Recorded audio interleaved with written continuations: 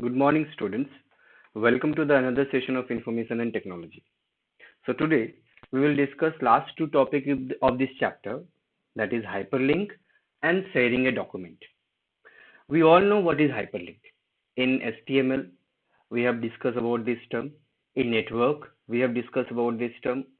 This is a term which simply means that moving from one location to another location just by having a single click. आप पूरे web के structure को देख लीजिए, किस पे बेस्ड है? हाइपरलिंक पे बेस्ड है। आप गूगल में कुछ भी सर्च करते हैं, आपके पास जितने रिजल्ट्स आते हैं, आप किसी भी वेबसाइट को अलग से टाइप नहीं करते हो, उसके बारे में आपको आइडिया नहीं होता है कि आपको इन्फॉर्मेशन कहाँ मिलेगा, इसलिए आप एक सर्च इंजन टूल का हेल्प लेते हैं। लेकिन उस टूल पे जैसे आपको रिजल्ट्स आते हैं, किसी एक पर्टिकुलर टेक्स्ट को क्लिक करते हैं तो आप किसी दूसरे वेबसाइट पे चले जाते हैं। उस वेबसाइट पे आपको कुछ इन्फॉर्मेशन चाहिए होता है, उस वेबसाइट के किसी एक सेक्शन पे या एक पेज पे या एक टैब पे क्लिक करते हैं तो एक दूसरे वेब पेज पे चले जाते हैं। तो एक्चुअली होता क्या है, we are just giving a click on a text and we are getting redirected from one location to another location, and the process gets continued. So hyperlink is basically a process, a term, a phenomena, a method which allow us to move from one location to another. Even if I'm using a MS Word document, I can move from MS Word to another MS Word document, MS Word to a web page. Even I'm working in Excel sheet, I can move from one Excel to another Excel sheet. I can move from Excel to a website. So it's not like that hyperlink is a term which is only used in the case of internet. This is a common terminology that is used in many applications. आप एक projects बना रहे हो जिसमें आपको अलग अलग references को यूज करना हो, आप एक पीपीटी बना रहे हो जिसमें आप एक वीडियो इंसर्ट कर रहे हो, तो आप वहां पर भी एक हाइपरलिंक के कॉन्सेप्ट को यूज कर रहे हैं। So this hyperlink is having two types, relative hyperlink, absolute hyperlink. इसको बहुत सिंपल तरीके से मैं आपको समझाता हूँ।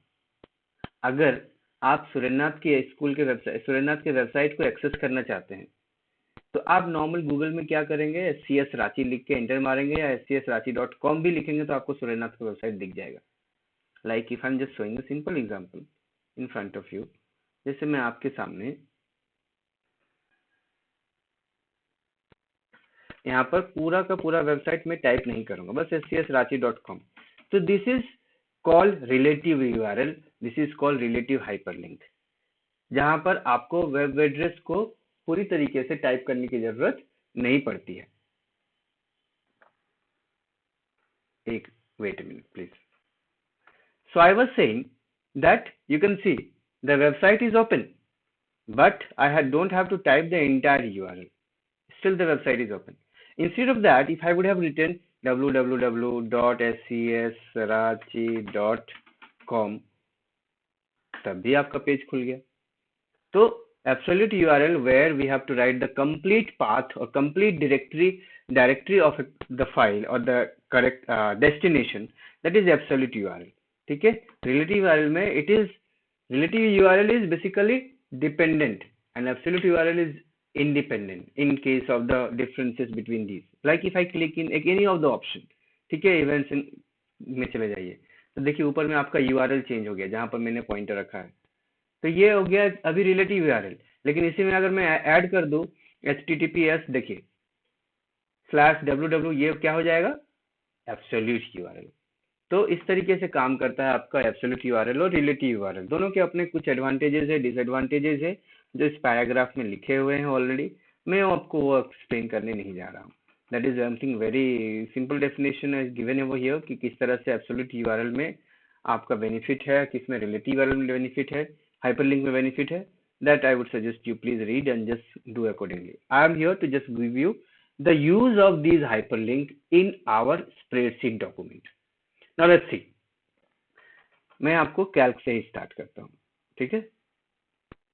Now this is one of the file. ये एक फाइल है, इसमें मैं चाहता हूँ हाइपरलिंक इंसर्ट करना, तो कैसे करेंगे? मैं किसी भी सेल में आप क्लिक कर सकते हैं, सपोज A2 ओनली, टूल्स में जाएंगे, ठीक है, वेट सॉरी, इंसर्ट में जाएंगे, हाइपरलिंक में जाएंगे। जैसे आप हाइपरलिंक में जाएंगे इस तरह का विंडो खुलेगा। अब आपको एक डॉक्यूमेंट को लिंक करना है तो आप डॉक्यूमेंट ऑप्शन में जाएंगे। आपको किस डॉक्यूमेंट को लिंक करना है उसके लिए आपको यहाँ पर ओपन फाइल में यानी ब्राउज के सेक्शन में जाना पड़ेगा। ये एक स्प्रेडशीट का डॉक्यूमेंट है, कैल्क फाइल है। आप अगर एक कैल्क फाइल को ही ओपन करना चाहते हैं आपको कैल्क फाइल ब्राउज करना पड़ेगा। मैंने डेस्कटॉप पे ऑलरेडी मेरे पास 2-3 कैल्क फाइल है, मैं उनमें से किसी को एक्सेस करता हूँ। तो मैं क्लिक कर देता हूँ डेमो क्लास 9 और यहाँ पर ओपन करता हूँ। अब आप ये जो फाइल है ये आप किस पर्टिकुलर टेक्स्ट में दिखाना चाहते हैं, मतलब आप ये जो यूजर को दिखेगा A2 में सेल में तो किस नाम से दिखेगा। अगर मैं यहाँ पर कुछ टाइप नहीं करूंगा तो पूरा का पूरा नाम दिखेगा, ये डेमो क्लास 9। और इस पर्टिकुलर सीट में ये पर्टिकुलर वर्कबुक जो है डेमो क्लास 9, इसमें बहुत सारी वर्कशीट हो सकते हैं। तो इसमें मुझे किसी एक पर्टिकुलर सीट को यूज करना है तो उसके लिए देखिए टारगेट का ऑप्शन दिख रहा है। I have to click over here target in document. इस डॉक्यूमेंट का किस पर्टिकुलर सेक्शन को मुझे फोकस करना है, यहाँ प्लस में क्लिक करेंगे तो यहाँ पर देखिए 4 worksheets are there, Jan, Feb, March, overall. मुझे अब ओवरऑल चाहिए, अप्लाई में क्लिक करूंगा। देखिए यहाँ टारगेट कौन सा सीट हो गया, ओवरऑल। इसको क्लोज करेंगे। ये text basically there are 2 text, ठीक है, hypertext and plain text. तो ये प्लेन टेक्स्ट एक्चुअली डिस्प्ले होता है जैसे कि आप नॉर्मली कहीं पर भी क्लिक करते हो। तो जैसे कि मैं आपको समझा देता हूँ। जैसे ये अबाउट अस है, एकेडमिक है, एडमिशन है, इसके अंदर इतने सारे कैटेगरीज बनी हुई हैं। तो ये जितने भी टेक्स्ट आपको दिख रही है सारे हाइपर टेक्स्ट है और इनके अंदर में डाला हुआ है आपका एक लिंक।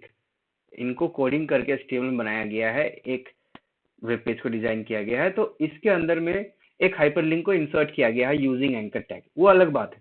मैं बस समझाना चाह रहा हूँ this text which appears to us in front of us that is the plain text. तो ये यहाँ पर कुछ और लिख दिया जाता है तो कुछ और दिखाई देता हमें, ठीक है। जैसे अगर अबाउट अस को मैं क्लिक करूँ, इसमें से मैं अगर ट्रांसपोर्ट को क्लिक करूँ तो ये ट्रांसपोर्ट का सेक्शन का वेब एड्रेस है ऊपर में जो आपको हाईलाइट करके दिख रहा है।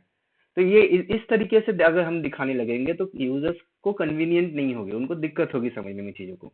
तो हम लोग एक प्लेन टेक्स्ट रखते हैं जिससे कि सामने वालों को समझ में आए कि एक्चुअली में वो दिखाना क्या चाह रहा है। तो मैंने यहाँ पर डेमो क्लास 9 लिख दिया, अप्लाई कर दिया, इसको क्लोज कर देंगे। देखिए डेमो क्लास 9 आ गया। इसको मैं क्लिक करूंगा। जैसे आप क्लिक करेंगे आपका जो मैंने फाइल को लिंक किया था डेमो क्लास 9 नाम से ही लिंक किया था, उसमें से मैंने किस सीट को डायरेक्ट किया था, ओवरऑल। देखिए आपका ओवरऑल खुल गया।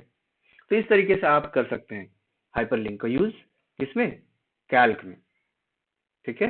कैल्क में ही और एक तरीका है आप वेब एड्रेस को लिंक करने का। जैसे आप मान लीजिए यहाँ पर जा रहे हैं, आप इंसर्ट में जाइए, हाइपरलिंक में जाइए, आपको बहुत सारे ऑप्शंस दिखेंगे इसमें से, ठीक है। आप इंटरनेट पे जाकर आपको एक वेब एड्रेस को भी टाइप करके आप उस एड्रेस को भी एक्सेस कर सकते हैं। जैसे मैं टाइप कर रहा हूँ cbsc.nic.in, ठीक है। आप यहाँ पर टेक्स्ट दिखना चाहते हैं कुछ लिख सकते हैं, अगर नहीं चाहते हैं तो नहीं लिख सकते हैं। अप्लाई कीजिए, इसको क्लोज कीजिए।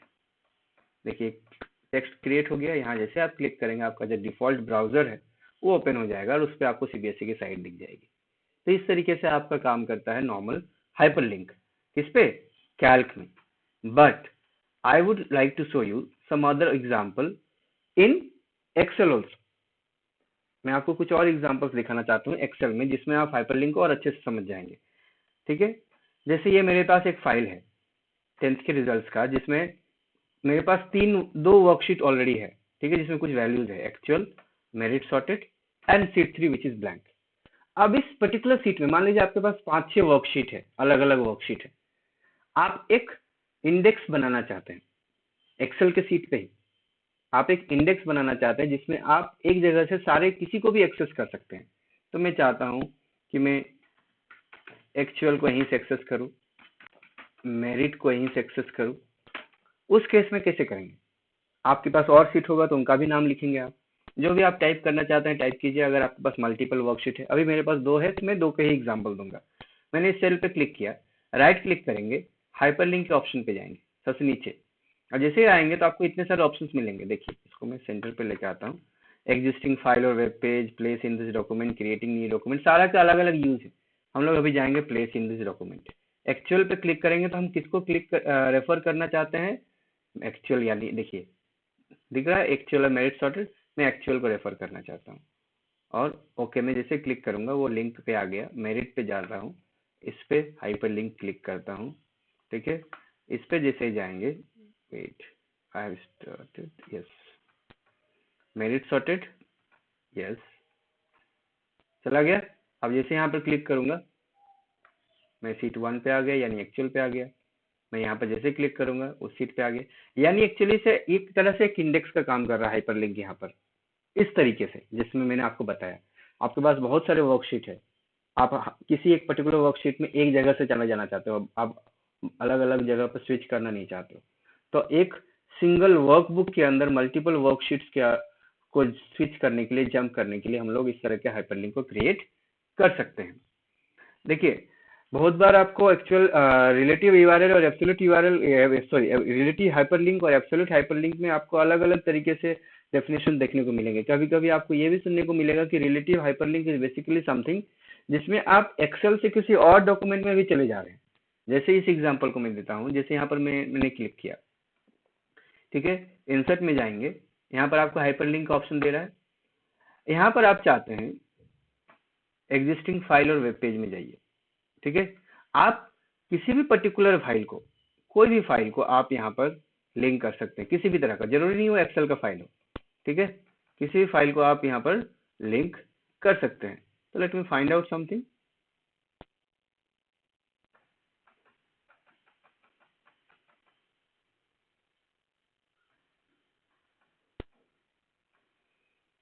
डेस्कटॉप में की जगह पर हम लोग चले जाते हैं डाउनलोड फोल्डर। ठीक है, इसमें से नीचे चले जाते हैं हम लोग, कोई भी एक इमेज को इंसर्ट सेलेक्ट कर लेते हैं। जैसे एक इमेज है 2, देखिए ये एक तरह से आपका किसका एग्जांपल है, रिलेटिव यूआरएल। देखिए ये पाथ आपका पूरा दिख रहा है, नहीं दिख रहा है। आप यहाँ टेक्स्ट दिखाना चाहते हैं, क्या दिखाना चाहिए, ऊपर में देखिए टेक्स्ट टू डिस्प्ले, जहाँ पर मैंने बैक स्पेस से इरेज किया, इमेज, एक इमेज है तो मैं इमेज लिख रहा हूँ यहाँ पर, और यहाँ पर आप ओके कर दीजिए। देखिए यहाँ जैसे आप क्लिक करेंगे तो आपको जो भी इमेज को मैंने रिडायरेक्ट किया वो इमेज आपकी स्क्रीन पे ओपन हो जाएगा। Let's see what is it. Okay, this is call as for one of the activity. तो जो भी है, मैं कहना चाह रहा था कि आप अलग अलग तरह की चीजों को यहाँ पर लिंक कर सकते हैं। आप यहाँ पर चाहे तो हाइपर लिंक में जाकर आप किसी वेब एड्रेस को भी आप यहाँ पर लिंक कर सकते हैं। ठीक है,